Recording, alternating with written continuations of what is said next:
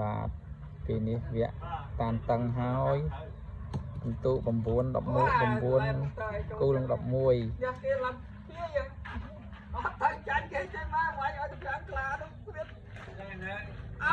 ពេលឥឡូវកុងទ័រក៏ចូលបានល្អកុងទ័រក៏ចូលបានល្អឥឡូវកុងទ័រខាងកុងរៀបចំចូលហើយបានពៀនណាហើយរៀបចូលហើយឥឡូវយើងមើលគាត់ចូលបានស៊ីកុងទ័រខាងពូឯនោះអូយផុត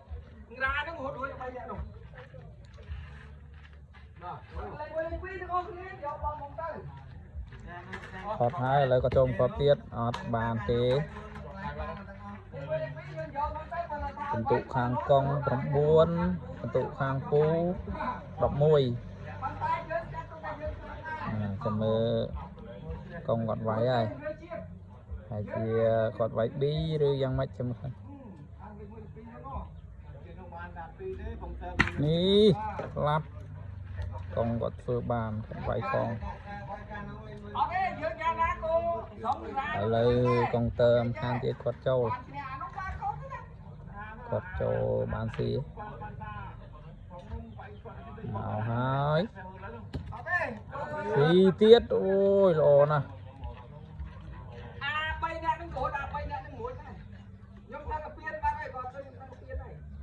ឥឡូវកុងគាត់វាយទៀតហើយវាយមួយស៊ីមួយ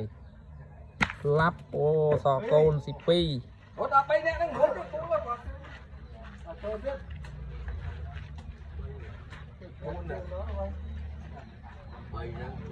ឡូវមកខាងទៀតគាត់ចូលហើយខាងកុងគាត់ស៊ី2 3ហើយ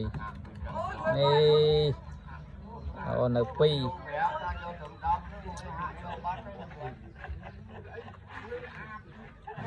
នៅ2ឥឡូវទៅមើលដូមីក៏ចូលមកស៊ីកូនខាងកុងអត់កូនខាងកុងគាត់ស៊ី2រួចហើយ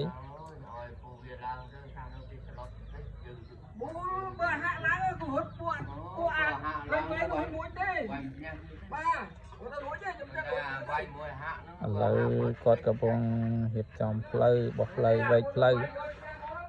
ព្រោះអីខាងកុងគាត់ស៊ី2ហើយខាងកុងគាត់ស៊ី2ហើយឥឡូវគាត់ចូលហើយចាំមើលគាត់ចូលបានស៊ីអូយបានស៊ីរបស់គាត់ស៊ីមួយហើយគាត់ស៊ីមួយហើយឥឡូវដូមីខាងកុងគាត់នេះខាងកុងគាត់កំពុងរៀបចំហើយជាវាយហើយមើលគាត់ដូមីគាត់វាយត្រូវទេដូមីគាត់យូរគាត់វាយម្ដងតែឥឡូវអស់ស្មាត់កុងហើយនៅតាដូមីឯងមកហើយក្លាប់អូយដូមីក៏វាយត្រង់ដែរវាយត្រង់ដែរឥឡូវដល់វគ្គស្មាត់ម្ខាងទៀតគាត់ចូលហើយគាត់អត់វាយទេព្រោះខាងកុងគាត់ស៊ី2ហើយនេះមកហើយបានស៊ីទៀតអូយល្អណាស់ឥឡូវចាំមើលដូមីខាងកុងគាត់វាយឬចូលនេ